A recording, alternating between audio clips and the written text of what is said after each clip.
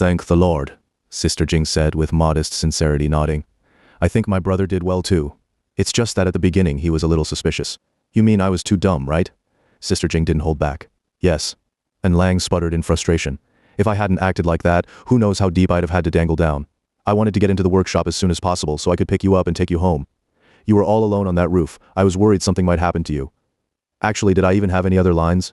Enough. As long as everyone's back safe, that's what matters. Liu Zhongtong interjected, trying to smooth things over. He pointed at the last frame and Lang had recorded. The way this guy holds his gun doesn't look like a soldier. It's more like an athlete. Both An Liang and Sister Jing were surprised. You can really tell the difference? Liu Zhongtong nodded. I've been a soldier and seen combat. I know the basics. The siblings instantly looked at Liu Zhongtong with newfound respect. An Liang cautiously asked, so have you ever killed anyone? Liu Zhongtong answered quickly, no, let's not talk about that. Look at the big screen behind him. It seems to be scanning terrain maps continuously, but there are colored patches flowing across it like infrared. Seeing that Liu Zhongtong did not want to talk about his past, An Liang dropped the subject. Don't call everything red infrared and everything blue ultraviolet. Look at the footage from when we first went in.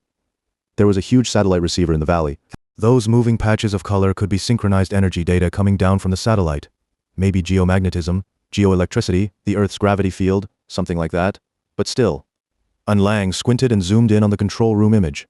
No matter how I look at it, it still feels like a dragon vein. Can Earth's gravitational field even show the chi of a dragon vein? Even if they found the dragon chi without understanding Feng Shui, they wouldn't know how to distinguish auspicious from inauspicious energies or how to use them properly. Liu Zhongtong shook his head, clearly unconvinced. If that's true, then all Feng Shui masters might as well switch careers. Don't guess wildly, Sister Jing cut in. We can just go ask Danny directly. An Lang turned to her. How would he tell us anything? You might as well ask God. I'll go ask Dada. He then held out his hand toward Liu Zhongtong. Phone. Liu Zhongtong knew that if An Lang used his own phone, Danny would track him down immediately. Danny must have already seen last night's chaotic scene and was probably furious enough to burst a blood vessel. He pulled out his phone and handed it over. An Lang dialed right away. Hey bro. Ha ha ha. An Lang's laughter was cheerful and carefree. Did you lose weight yet? What? Our call is being monitored? Sister Jing turned to Liu Zhongtong. This friend of ours is very dark and getting fatter by the day, but he can help my brother find that man. She glanced toward the frozen image of the shooter on the screen. By dinner time, An Liang had changed into casual clothes at home, and the group piled into Liu Zhongtong's ice cream truck, heading north to Harlem in New York City. This was the largest black neighborhood in NYC, surrounded by dense aging high-rise apartments, with more distant areas filled with rows of wooden bungalows. An Liang first stopped at a supermarket and bought a huge haul, roast chicken, canned ham, beer, and other groceries, before driving into the bungalow district. The car pulled over on a street teeming with black children, and they walked into a rundown wooden house. A large black woman came out of the house with a swarm of children behind her. The moment she saw An Liang, she opened her thick arms wide and gave him a fierce hug. Liang, it's been so long last time you came over for dinner. Was 3 years ago, right? Ah, Sister Jing. God bless you, Mama. How are you? Sister Jing also received a warm bear hug before chatting amiably with the woman as they carried the food gifts inside the big wooden house. Inside, the living room looked like an oversized doghouse, jammed with furniture and people. In the middle stood a huge plasma TV blasting battlefield noise. 2 men were gripping game controllers, deep in a bloody video game version of the Normandy landings. The fattest black soldier among them spotted An Liang, tossed his controller to a younger guy, rolled out of the mess and shouted, Yo-ho, Liang, how you doing? Yo-ho, Dada, you're almost done for. They greeted each other in exaggerated black American slang, then went through a smooth sequence of fist bumps, knuckle taps, and hand slaps like 2 old friends showing off. Dada's real name was Daniel. Though scruffy with stubble, he looked under 30, dressed in bright, loose robes resembling those of an African chief. He stood as tall as An Liang, but his body was perfectly spherical. Watching him walk was oddly touching, because anyone seeing him would assume rolling would be far easier than walking. Daniel invited everyone to sit on the porch stairs outside the wooden house. Liu Zhongtong grabbed a few beers and some snacks, settling down nearby with Coco. I'm still in prison, Daniel declared, slapping An Liang hard enough to make him jolt with every hit. Then he flipped his wrist and jerked a thumb at Liu Zhongtong. But that's nothing. He's in prison too. He's the Secretary General of Chinatown. You can call him Tang. In the gangster film The Godfather, the Italian mafia calls its top boss Don, and Liang was quite pleased with this little double meaning and shot Liu Zhongtong a smug sideways grin. Liu Zhongtong didn't mind the playful jab. He extended his hand confidently and introduced himself to Daniel. Liang, your prediction was spot on. I got busted 2 years ago. Daniel sighed wistfully. Charged with computer crimes and commercial fraud. The court seized all my money, and they forced me to sell my Manhattan house to repay the company's losses. Tell me, if I hadn't done that thing, was I still destined to go to prison? I kept thinking in jail about what you once told me. Back then you didn't even know I was stealing client data. How could you have known I'd end up in prison ahead of time? An Liang gave a mysterious smile and turned to Liu Zhongtong. Tang, I trust you can give our good brother a perfect answer. This is important. His words carried deep meaning. Lu Zhongtong understood exactly what An Liang meant. They'd come here asking for a favor, and if they could first resolve something for Daniel, future cooperation would be smoother. Although An Liang seemed to be testing his knowledge of fate and destiny, now wasn't the time to dodge. He spoke slowly in halting English. Chinese metaphysics believes imprisonment is predestined. It's called fate of imprisonment. If someone's fate carries a strong fate of imprisonment, the likelihood of going to jail is very high. This potential is tied to timing, like a time bomb in one's life. When a certain year arrives, events unfold that land the person behind bars. Whether or not they actually committed a crime, they may still end up in prison. Not guilty and still go to jail? Daniel stared wide-eyed at Liu Zhongtong, baffled. Liu Zhongtong nodded. Yes, many people are innocent but still get locked up. Others get harsh or wrongful sentences. It often has little to do with what you actually did. Daniel turned to Jing in astonishment. Whoa, so is this one of God's tests for people? Jing gave a serene, gentle smile and nodded. Those who commit crimes will surely be punished, but not everyone who's punished is guilty. Didn't Jesus Christ himself get crucified? Daniel's jaw dropped. He suddenly couldn't tell saints from sinners. Maybe he'd even shared a cell with someone holy and never realized it. He burst out loudly. I'm the one who didn't commit a crime but got punished. I've been crucified. Okay, calm down, Dada, and Liang said, patting his broad, round shoulder. Every convict thinks that way. Nothing new here. You came out of prison with nothing. Your whole family had to move into this old house. Daniel's face fell. In a pained voice, he groaned. Oh, my brother, do you know, besides sentencing me, the court banned me from using any computer for 5 years. Jing asked gently. Does that include game consoles? No, but damn it, the court ruled I can't use computers or go online for 5 years. Oh God. Daniel clutched the stair railing dramatically, trying to squeeze out a tear. The cops must still be watching me. Even my phone's tapped, I can hear it. An Liang turned to Liu Zhongtong. Dad is a hacker, one of Stanford University's top computer experts. The satellite compass app on my phone, he wrote it just for me. Aside from bad guys' moms, nobody likes him. But the Lord hasn't abandoned you, and Jing said softly, her hands resting gently over her heart as she gazed at Daniel with calm compassion. He sent us to rescue you. Daniel glanced at Cuckoo, who was licking his whiskers with his tongue, then back at Jing. He knew the Sacred Sisters Convent was famous for rehabilitating criminals through stray dogs, but he didn't want to spend the rest of his life living with dogs. He let out a mournful whine. You're gonna make me train dogs? Just because I can't find any job God sends you, and this dog to save me, every time they hear my name they refuse to hire me. Liu Zhongtong said admiringly, you really are famous. It's not about fame, it's this black name. White people don't like names like mine. America isn't truly democratic or equal. It only has pretty laws on paper. Deep down, white folks still look down on us. And Jing soothed him in a tranquil tone. That's not God's will, and I'm not here to make you train dogs. Honestly, your luck is so terrible, if you tried training dogs they'd probably die. Your home's Feng Shui is catastrophically bad. Only we can save you. What? Is that true? Daniel blinked, as if waking from a dream. Right, Liang is Wall Street's most famous Feng Shui master. Liang can Feng Shui bring back my good fortune.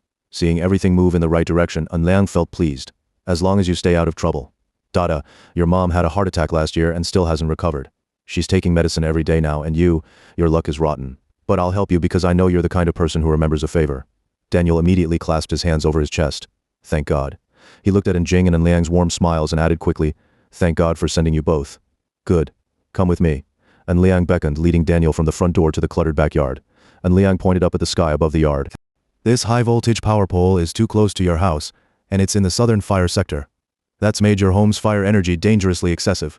Ever since your family moved here after you went to prison, your mom had her heart attack last year. In 2 years, it'll be your turn. Living here will bring trouble every year, teen delinquency, and a fire 6 years from now. A fire? Our house will burn down, Daniel asked, shocked. Yes.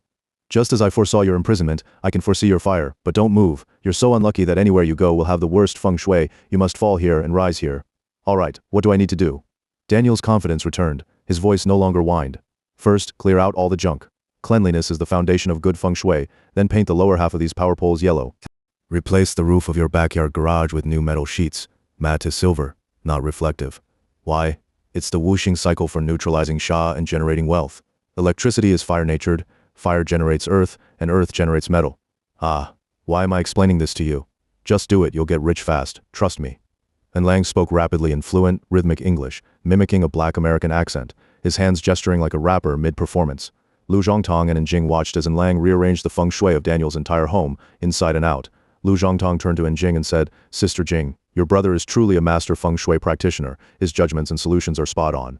And Jing smiled proudly. This is just child's play. If it weren't for helping a friend, he wouldn't even take ordinary residential cases. Soon Liang led Daniel back to the front of the house. Lu Zhongtong froze at the sight of the ice cream truck parked outside. It was covered in garish, amateurish graffiti from neighborhood kids, splattered with spray paint and pelted with stones. Lu Zhongtong frowned deeply, speechless. Daniel's mother was chasing the mischievous children down the street, and Jing whispered carefully to Lu Zhongtong, "Brother Lu, as long as the truck isn't broken, it's fine. Just take it to a shop for a fresh paint job later." Lu Zhongtong's knotted brow wouldn't relax. He muttered under his breath, "My truck looks like this. How can I show my face back in Chinatown?" No wonder Liang didn't drive his own car here. And Liang finished rattling off all the Feng Shui instructions at high speed, then told Daniel firmly, "Bro, if you want to turn your luck around, do exactly what I said. Within 14 days, you'll see results. Your mom's heart condition will stabilize, your siblings will land good jobs, and in a year they should open a shop. Remember, no breaking the law. Otherwise all my work goes to waste. And if you ruin my reputation, I'll hire a Mexican hitman to castrate you in prison. Really scary. If I arrange my house like this, I'll get this effect? Nothing else needed?" Daniel was excited but still held on to a shred of rationality. He knew there was no such thing as a free lunch.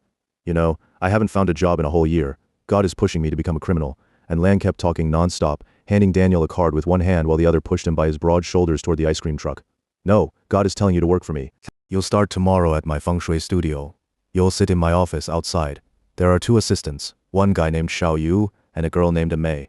They'll also be your assistants. The studio provides 1 meal a day, 5-day work weeks, holidays off, and you'll get paid every half month after tax, $3,000 each time. Don't complain, it's too little. Any extra income you earn through my company will be split 70-30. You get 30, I get 70. All you have to do is manage trades on my account. Okay?" Daniel said gratefully. "Okay, Liang. You're my angel." "No, I'm your devil boss. The worst luck you could ever have is running into Alexander. Don't believe me, yo-ho. Either way, it's still better than never meeting me. Oh, by the way, for the first 10 months, I'll only pay you $2,750 each time. The $5,000 consulting fee for your Feng Shui reading will be deducted from your salary over 10 months, interest-free." Daniel nodded. "That's great. I like you. I was just worried I'd forget everything you said about Feng Shui earlier." "I know you'll forget. Most of my clients do. That's why I've already recorded our conversation on an MP3. Take it home and listen again. Got it? Listen over and over, that's how it works. The MP3 is a gift for you." And Lang squeezed Daniel into the truck and pulled a pre-recorded MP3 player from his pocket, handing it to him. Night fell quickly. Lu Zhongtang drove the garishly painted ice cream truck into Forest Park in Queens. Trees swayed in the shadows, streetlights cast a dim yellow glow, and the truck no longer played symphonic music. It rolled silently and slowly along. Everyone crowded into the back sales compartment of the truck. Anang dug out an old laptop and checked it.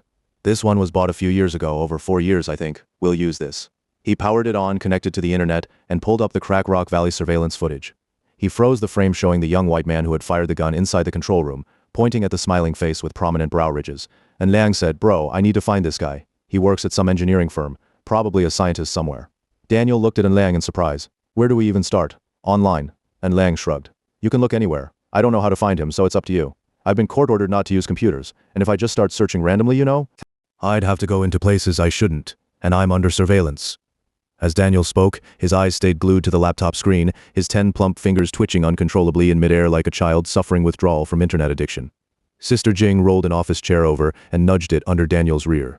"Just sit down. You already have a job now. Using your employer's equipment during work hours doesn't count as unauthorized internet use, and the network connection here is public, right?" Her words gave Daniel tremendous comfort and support, even felt like divine guidance. He smiled knowingly, carefully lifted the laptop onto his lap like a precious treasure, and his 10 plump fingers began dancing swiftly and lightly across the keyboard, like a troupe of ballerinas performing freely on keys. New York City had recently launched a citywide free Wi-Fi service in all 8 major parks. Any laptop user within these parks could access the internet through the city's public network, a fact that gave Liang great peace of mind. Even if Daniel hacked into government servers through this public line and got traced, he could simply shut down and walk away. As long as he never used the same computer again, he could finish the job in one go, and no one would ever find out. Once seated before the computer, Daniel transformed completely. In this domain, he was God himself. His eyes sparkled, his hands moved automatically, and he kept explaining his thought process aloud. "It's really hard to find someone just by looking at a face. If he's a scientist, we could brute force it by hacking into university databases and matching photos. But that's slow. Let's try the fastest way. Start from the Department of Homeland Security's main server. Anyone who flies in or out of the country gets photographed at customs, and all those photos are stored in DHS. They've got a facial recognition system that searches by facial features. Look, haha, their server is still protected by nothing but a wooden fence. All I need to do is register a backdoor ID and log in as one of their own." And Liang and Sister Jing stood behind Daniel, utterly mesmerized. Amid the rapid clatter of keystrokes, lines of code and data scrolled furiously down the screen. After a few flashing web pages, they found themselves staring at a classified DHS facial recognition system. Daniel's fingers kept bouncing across the keyboard.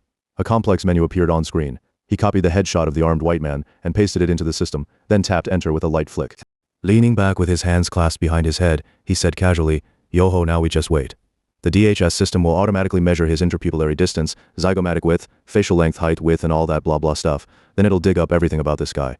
But as soon as we get the results, we shut down and leave immediately, because the system will detect the intrusion and start tracking us.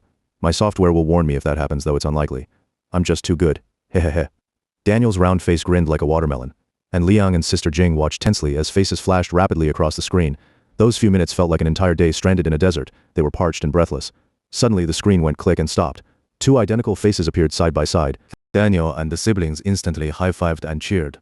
Liu Zhongtang and Coco turned around curiously to see what happened. Liu Zhongtang asked, "Did it work? Did you find him?" And Liang exclaimed happily, "Found him. Found him. He is indeed a descendant of Russian immigrants, 28 years old, name's Matvey Dada, done downloading. Shut it down and pull the hard drive, this machine's trash now. Ice cream guy, drive us to Prospect Park in Brooklyn ASAP. Our brilliant hacker's next move is to break into university databases." This day had been long, but the rewards were substantial. Daniel wasn't an ordinary hacker, he was one of the best in the hacking world. His notorious exploits dated back to the first-generation worm virus attacks, earning him the respected nickname Worm Dada among hackers. And Liang first met him while working as a Feng Shui consultant for a financial firm. At the time, An Liang didn't know Daniel was a hacker. He simply admired his aggressive yet meticulous trading style and proactively reached out to befriend him.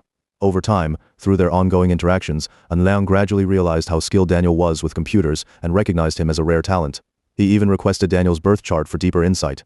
Upon discovering that Daniel's chart indicated a fate of imprisonment, An Liang repeatedly warned him, but driven by personal passion, Daniel kept compulsively attacking systems regardless.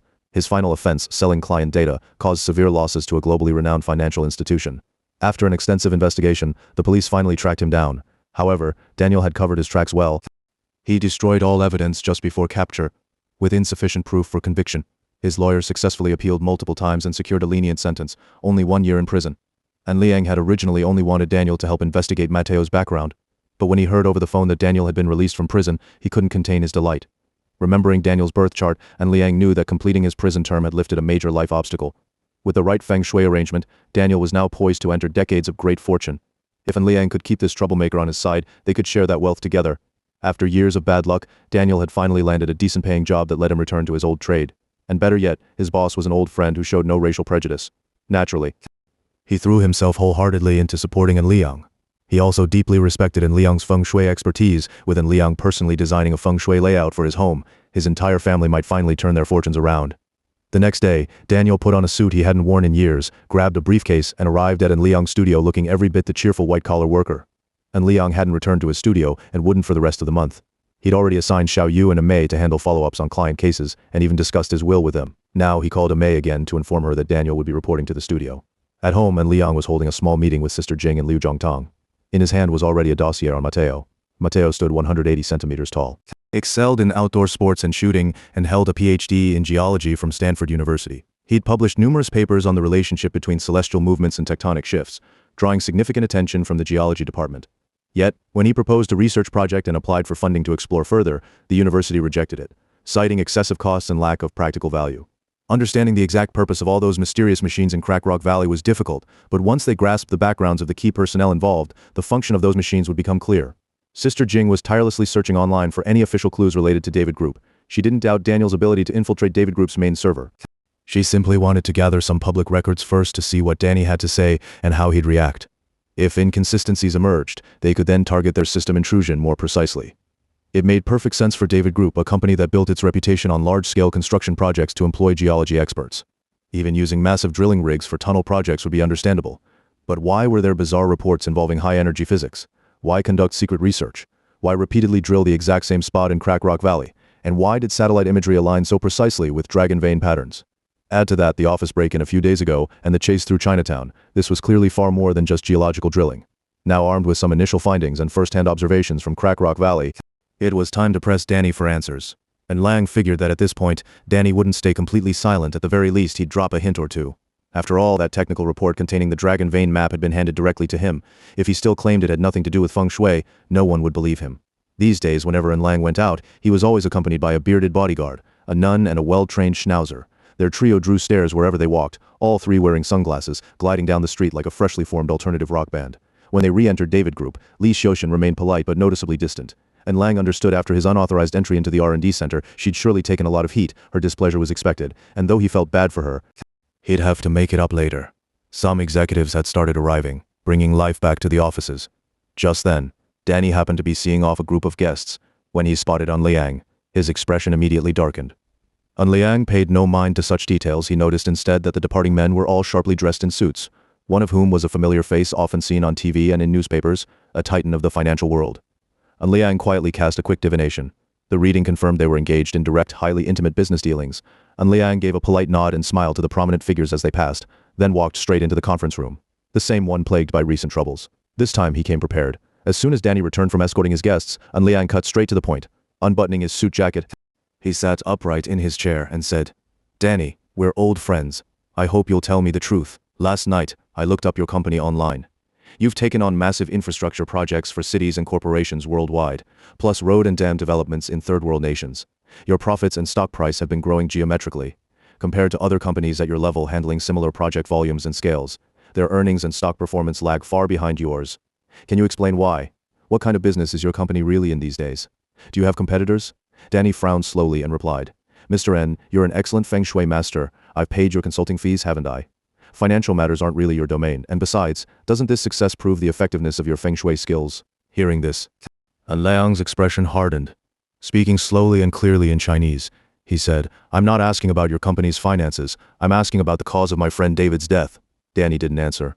Instead, he picked up a remote, pressed two buttons, and the conference room curtains automatically lowered, dimming the lights. A display panel descended from the ceiling, playing footage of Un Liang and Sister Jing charging through Crack Rock Valley. Only now could they see themselves from a third-person perspective. Judging by their cool, almost cocky expressions, they seemed quite pleased with how their moves and facial angles looked on camera. The video played for a long time, finally freezing on the shot of Un Liang sitting behind Sister Jing on her motorcycle, twisting his body and firing a gun backward, though rendered in night vision black and white. The image was so sharp it looked like a movie poster. "Oh, that's really cool," Sister Jing whispered. And Liang nodded in agreement. "Not bad at all." Danny's face turned ashen. "Yes, with this footage alone I could call the police and charge you both with trespassing on private property and murder." And Liang didn't respond directly. Instead, he pulled out his phone, tapped to open another clip, and handed it to Danny. On screen, Matvey fired at Un Liang but hit one of the staff members instead. And Liang shook his head. "You can't accuse us of murder.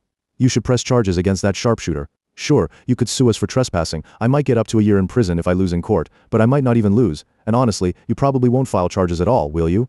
How's the worker doing now?" The bullet pierced his neck. Fortunately, his spine wasn't seriously damaged.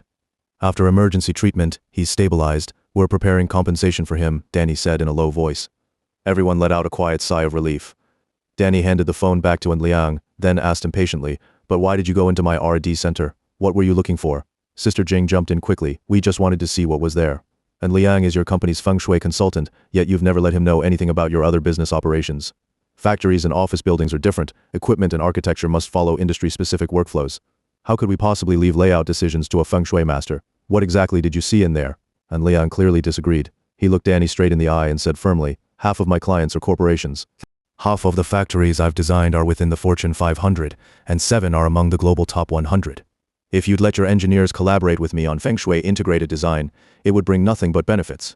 But here's the problem. Crack Rock Valley was laid out according to Feng Shui principles, except it's not orthodox Feng Shui. How do you explain that?"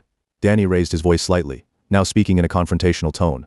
"All our facilities were designed strictly following professional engineering protocols. We've never hired a Feng Shui consultant. If the layout accidentally aligns with Feng Shui principles, it's only because Feng Shui and science sometimes converge. Mr. An, you're already one of New York's top Feng Shui masters. I deeply admire your skills. If I ever needed Feng Shui consultation for a corporate project, I'd hire you without hesitation. But you claim we're friends, yet you suspect me, break into my company secretly. That behavior disappoints me greatly." And Liang exchanged glances with Sister Jing and Lu Zhongtong. Lu Zhongtong subtly glanced toward Li Xiaoshan. Li Xiaoshan, with long eyelashes lowered, sat quietly at the side, diligently taking meeting notes. Danny's outright denial that Feng Shui had been used put Un Liang in a difficult position. Personally, he trusted Danny, but all current evidence pointed squarely at him. He desperately wanted to confront Danny about the Dragon Vein map and the highly classified antimatter research report from the R&D center. Yet he hesitated, fearing repercussions for Li Xiaoshan. After all, those 3 documents had only come into his hands thanks to Li Xiaoshan's carelessness and his own covert actions, not exactly something to boast about. After a moment's thought, and Liang pulled up another still image on his phone and handed it to Danny. Can you explain what this energy reading on the satellite terrain map is? Danny glanced at it and immediately replied, that's our patented technology. Microwaves emitted from satellites reflect off the Earth's surface to detect a new form of energy. What kind of energy? And Liang pressed. I can't tell you that. And more importantly, what does it have to do with you? Danny's tone wasn't just irritated, it was heavy with worry. I've already told you, it has nothing to do with me but everything to do with David's death. And Liang paused, then locked eyes with Danny. I've noticed you're no longer afraid of dying inside your own company. Instantly, a thin layer of sweat appeared on Danny's forehead. Everyone stared at him intently. And Liang spoke softly. You know who killed David? And you know exactly how it was done, don't you? Danny sat perfectly still, letting the beads of sweat gather on his brow. Mr. An, you're not a police officer. This line of questioning is deeply disrespectful. And Liang kept his gaze steady. David is dead, and you're the one who benefits most. He was standing in your way. Danny stood abruptly and murmured to Li Xiuxian. See them out. I'm heading back to my office. Without another word, he walked out of the meeting room. And Liang watched Danny's retreating figure and gave a strange little smile. Then he turned to Li Xiuxian. Where was David sitting when he died? Li Xiuxian pointed toward the far end of the long conference table. Lu Zhongtong walked over, climbed onto the table, and reached up to lift down the ceiling panel above that spot. And Liang took photos of the panel's underside from every angle. Lu Zhongtong reinstalled it, then removed the 8 surrounding panels one by one, photographing each reverse side before putting them back. The 3 of them left David Group headquarters immediately. Back home, they carefully examined the photos of the ceiling panel directly above where David had died. Indeed, its underside bore a subtle mark unlike any of the others, a faint circular indentation, as if someone had once placed an upside-down bowl over David's head. Sipping coffee in his swivel chair, Liang mused. The moment I realized the Feng Shui setup on the 23rd floor might be a decoy, I started wondering if someone had used an ancient bricklayer's deadly trick. Now it seems that's exactly what happened. Sister Jing, studying the enhanced photo where the indentation now clearly showed, turned to Lu Zhongtong. Did people really use tricks like this back in ancient times? Lu Zhongtong stroked his long beard like Guan Yu himself, then spoke gravely. In ancient times, builders knew sinister Feng Shui techniques. If a homeowner refused to pay after construction or offended the craftsman during building, they'd hide blood talismans in the main roof beam or bury cursed wooden effigies under door thresholds. Some greedy builders even accepted money from enemies to sabotage a house this way. From the outside, such homes looked brand new and well-designed. But once the owners moved in, disaster after disaster would strike. And Liang added, it's actually just a minor trick, but it stems from the ancient blood burial Feng Shui tradition.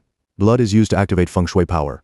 Any competent Feng Shui master who locates the critical point of such a formation and applies the corresponding blood burial technique can completely override orthodox landscape-based Qi Flow and 8 mansions Feng Shui layouts. Sister Jing asked curiously, can any kind of blood be used? Liu Zhongtong looked up and thought for a moment. Humans are the most spiritual, so human blood would be best. Chicken blood wouldn't be as effective. Hey, stop talking about blood already, and Liang interrupted. I set up the Feng Shui formation on the 23rd floor myself. And someone must have used a dark trick against it. Something was placed right above David's head. If we connect all this, it makes sense. That night when I went to the 23rd floor and saw that white guy, they were there to retrieve whatever had been placed over David's head. They just happened to run into me and tried to kill me to silence me. And Liang narrowed his eyes, glancing left and right, his fist rubbing against his chin, stroking a neatly trimmed square patch of brown beard as if deep in thought. There aren't many Feng Shui methods that can kill instantly. I only recall hearing from old legends about such techniques, which required Taoist talismans to activate. But those have long been banned in the Yin family. Liu Zhongtong said. Danny flatly denied any connection to Feng Shui, and he might actually be telling the truth. If he'd done it himself. The lethal Feng Shui artifact would have been retrieved already. Why wait 2 days for you to find it? Sister Jing added. Maybe he didn't even realize it was Feng Shui. His scientific research project might have accidentally tapped into something Feng Shui related. Or maybe there's a Feng Shui master around him, but he doesn't know it, and Liang said, leaning back in his swivel chair, his eyes fixed on the photos taped to the ceiling above. The mystery keeps growing, and the threads keep multiplying. I'll call Xiaoxian to ask about the renovation on the 22nd floor. Maybe there's another clue. As soon as Lu Zhongtong heard and Liang mention Li Xiaoxian, he immediately spoke up. Ah, Liang, the first time I met Li Xiaoxian, she looked strangely familiar to me. Oh, give it a rest. The first time I saw her, I felt like we'd shared 3 lifetimes of karmic romance. And Liang rolled his eyes impatiently. Liu Zhongtong shook his head gently. You're being overly suspicious. What I meant is the way she looks at strangers, that calm, assessing gaze like a sniper. Sister Jing lowered her head, then lifted her eyes slowly, scanning the room with an eerie stillness. I felt it too, like prey being watched through a scope from 1,000 meters away. You're both nuts, and Liang snapped, standing up and grabbing the phone as he walked toward the floor-to-ceiling window in the hall. Hello, it's Alexander. Hey, oh, you're driving? Then I'll call later. What, you got fired? Oh, ha, that's perfect. Come work in my office building. Alright, talk tonight. Sister Jing and Liu Zhongtong were whispering intently when suddenly Liang shouted, Hey! What was that sound? Xiaoxian. Are you okay? What happened? A crash, gunfire? Where are you? Run, find the police. He bolted out the door, yelling over his shoulder to the two in the hall. I'm going to save her, you two handle things as you see fit. Sister Jing glanced at the wall clock. It was almost 5 p.m. Precisely the hour of Enlang's predicted death today. Going out to rescue someone at this exact moment was practically suicide. She urgently told Lu Zhongtong, Brother Lu, don't let him go alone. Lu Zhongtong, seasoned in street smarts, immediately grabbed his jacket and chased after Enlang. Ah, Liang, don't go by yourself, I'll drive. Sister Jing, I'll wait for you outside in the car. The three of them jumped into the ice cream van and sped toward Lower Manhattan, home to Wall Street, Chinatown, and the Li Xiaoshen's apartment.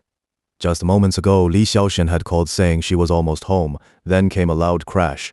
Panicked, she said she'd been in a car accident. Before Liang could process it, a scream followed. She cried out that someone was about to shoot her. Then came a single gunshot. The call cut off. Head to Lower Manhattan, we can't be wrong. And Liang instructed, immediately dialing Li Xiaoshen again. Xiaoxian, are you okay? Made it home? Are they chasing you to your place? Which bus number are you on? What street are you on? I'll come get you. Good, don't hang up.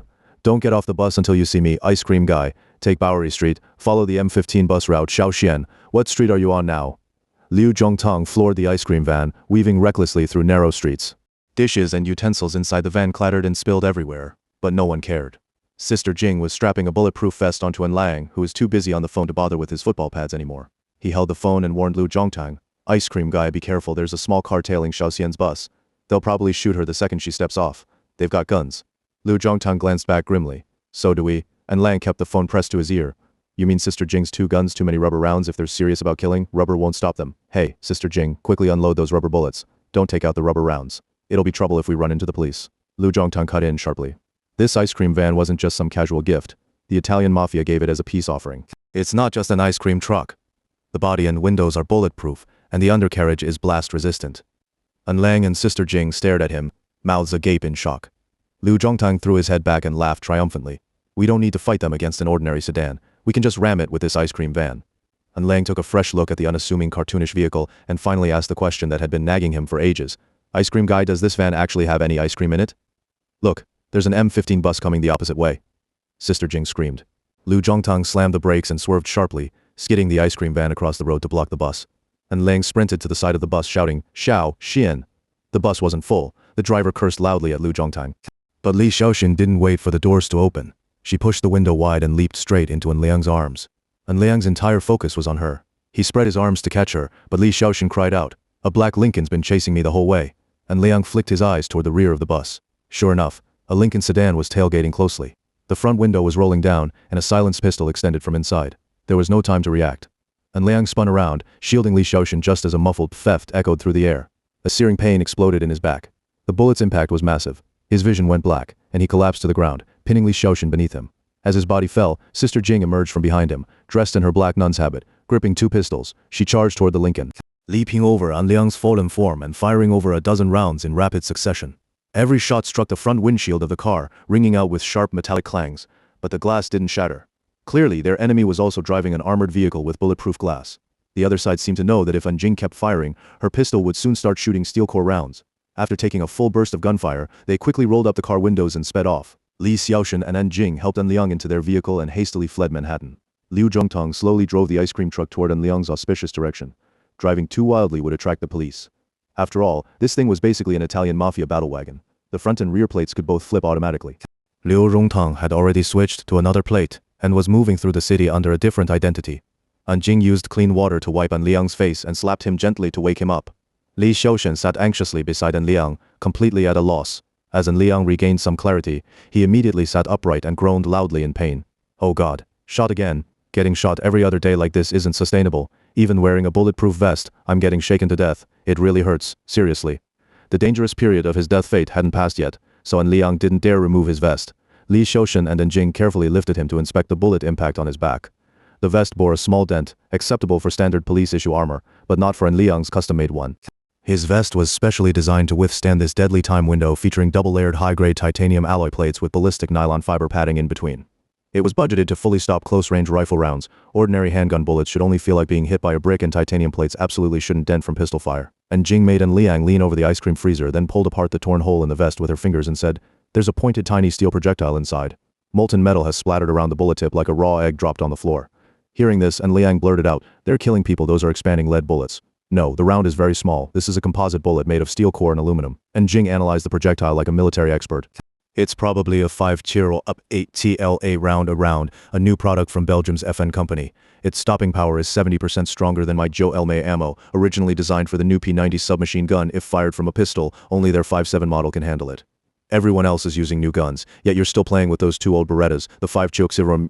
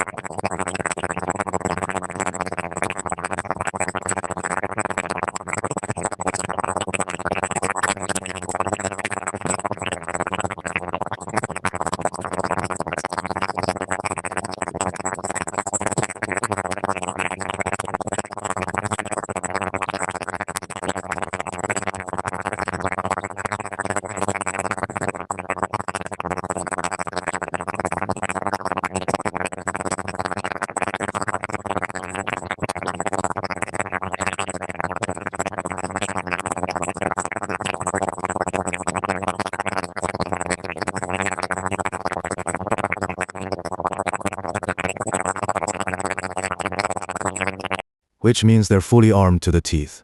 And these bullets are genuine kill rounds. They absolutely intend to eliminate you, Miss Lee. If I asked you to get out of this car right now, you'd be dead before you hit the pavement. Would you mind telling us what's really going on? An Lang turned over and spoke in a brotherly, earnest tone. Sister Jing, be gentler, you're a nun now. Li Xiaoxin smoothed her long, straight hair, her expression terrified and lost. Her anxious beauty nearly made, and Lang wanted to pull her into a comforting embrace. She shook her head and said, after you left today, Danny accused me of leaking company secrets to you. But then he said since we're all Chinese, he wouldn't press charges, he just fired me and called it even. So I drove home, and just as I was about to reach my apartment building, a black sedan suddenly swerved out from a side street, rammed my car aside, and someone got out and started shooting at me. I didn't dare go home, so I just ran onto the main street. I don't even know what this is about. An Liang declared firmly, then don't go home. Stay at my place for now. An Jing stared at him in surprise, and even Liu Zhongtang glanced back. An Liang snapped at him, what are you looking at? Watch the road before you crash. Then he turned to An Jing, what? You really want to send Xiaoxian home just so they can ambush her again? Li Xiaoxian murmured quietly, no trouble needed. I'll just call the police myself. Thank you all, Mr. Liu. Please pull over. I'll get out here. An Liang reached out and lightly smacked the top of An Jing's head. She yelped in pain. Ouch. What was that for? I didn't even say anything. Your attitude sucks, An Liang said, then turned to Li Xiaoxin. If calling the police actually worked, David's death wouldn't have been ruled natural causes. They'd just take your statement, tell you to go home, offer zero protection, and might even detain you for questioning about the whole incident. You'd end up furious and exhausted with no results, and the moment you step out of the precinct, someone would shoot you in the back. Just stay at my place. I've got some questions for you anyway. Honestly, this is my fault. I broke into the R&D center after learning its address and secretly photographed your files. That's definitely why Danny fired you. Now it was Li Xiaoxin's turn to stare at An Liang in shock. You secretly photographed my files? An Liang made a silly face and gave a stiff, awkward smile. Li Xiaoxin sighed deeply, turned helplessly toward the window and muttered, forget it. It's just a job. An Liang sat directly facing her, knees almost touching, and said, but this job just put your life in danger. The moment you got fired, they tried to assassinate you right near your home. You can't go back there. I heard your parents aren't in the US? Li Xiaoxin nodded. An Liang asked again, any other relatives here in America? She shook her head. I came to the US on a Singapore passport to look for work. All right then, An Liang said. You'll stay at our place tonight so I can protect you. Then you'll book the fastest flight back to Singapore. I'll personally see you off. America's too dangerous right now. Don't come back for a while. By the way, is your passport at home? Li Xiaoxin said it was in a bank safe deposit box. An Liang relaxed. Good. Otherwise we'd have to risk our lives breaking into your place to retrieve it. We'll figure out the rest once we get home. Hey, ice cream guy, turn around. We're heading back. Once home, they left the two girls to cook, while the two men immediately went out and bought Li Xiaoxin a pile of clothes. And Jing quickly prepared a guest room and settled her in for the night. Dinner was standard American fast food steak sandwiches with vegetable salad, and Liang even opened 2 bottles of fine red wine for everyone to sip slowly while chatting. Of course, this meal wasn't just to welcome a new house guest. Everyone knew Li Xiaoxin held crucial information about David Group. They just needed to find the right way to get her to talk. Li Xiaoxin had always seemed very guarded, and whenever the topic of David Group came up, she would steer the conversation away. An Liang sipped his red wine, deliberately putting himself into a half-drunk state, and tried his best to leer at Li Xiaoxin, who was wearing only tight-fitting clothes. There are many things we want to know, he said, and I believe Danny wouldn't let you in on too much about the company, like their research on antimatter. Li Xiaoxin looked utterly baffled. What antimatter? An Liang gazed through the glass tabletop at Li Xiaoxin's smooth, elegant legs and slowly relaxed as he spoke. Exactly. That reaction is precisely what I expected. You're just a secretary scheduling Danny's appointments and handling some internal arrangements. So whatever you're keeping quiet about probably isn't even a real secret. All we need are some ordinary work details and interpersonal relationships. The deeper investigation will still be done by us. Li Xiaoxin sat there dumbfounded, clutching a glass of apple juice, and after a long pause finally managed to say, when I joined the group, I signed a contract stating I couldn't disclose any technical information about the company for 5 years after leaving. Sister Jing poked at her salad with a small fork and said, we can find that kind of stuff ourselves. Even internal company matters can often be dug up online, but those rigid data points aren't useful to us. What we really want to know is how people inside the company relate to each other, like Danny and David, or David and Matvey. You know Matvey too? Li Xiaoxin looked genuinely shocked. Liu Zhongtang was standing by the stove, stirring Cuckoo's dog food. Cuckoo sat obediently at his feet, looking up eagerly, waiting for dinner. Liu Zhongtang chuckled and said, that's exactly why what you know might not even be a secret to us. We just hope to get some extra perspective from the little details. Besides, this matter has now dragged you into it too. Right now, the only person who seems safe is Danny. Miss Lee, do you even realize if you tried to go back to Singapore today, you might not even make it to the airport safely? And we've already gathered solid evidence that David didn't die of natural causes. Of course, neither did that senator who died before him. Kuko, time to eat.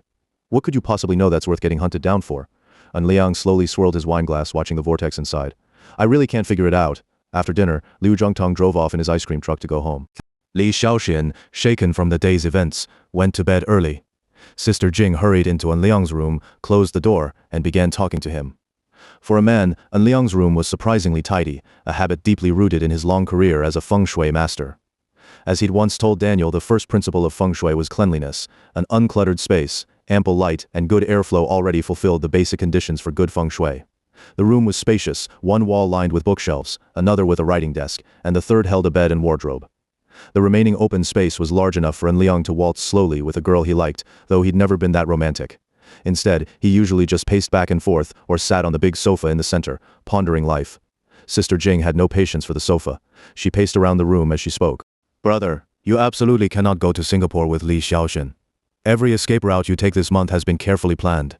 We've set up the 7-star life-extending lamps at home specifically to protect your life, and only with my Bai J star and Liu Zhongtang's Taiji noble person can we keep you alive like this. If you leave New York, you're as good as dead. And Liang leaned back on the big sofa. I'm not being reckless. This life or death crisis stems from the clash between cold metal and freezing water in my current year, which intensifies the fire-water conflict in my birth chart.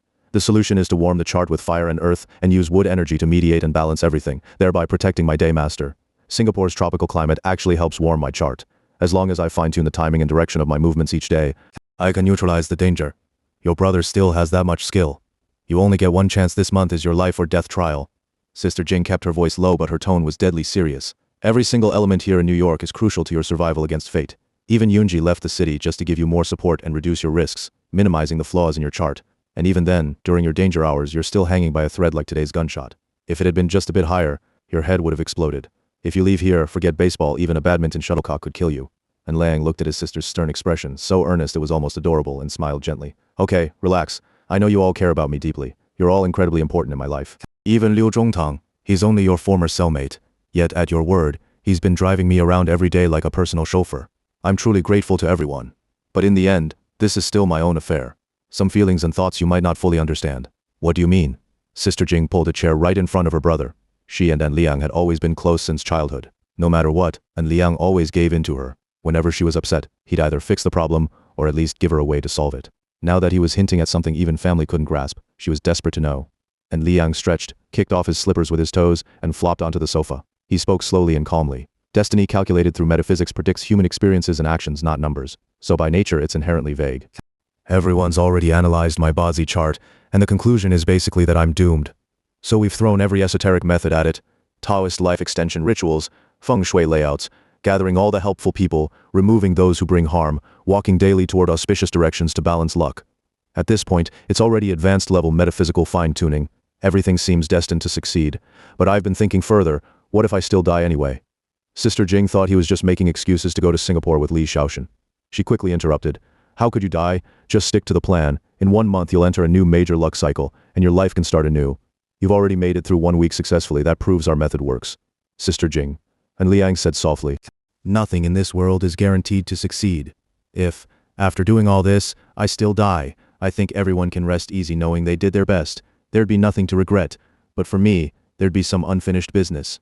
And Liang's tone was light, but Jing heard in his words the confession of a dying man. And Liang went on, if I die tomorrow, I'll be glad I spent today with you. I treasure every second right now, but I'd also regret not seeing Sister Yun one last time. If I die next week, I might regret it even more. The person I like won't be by my side. She's already back on the other side of the planet. You mean Li Xiaoxian? What's so great about her? She just looks like some fox spirit.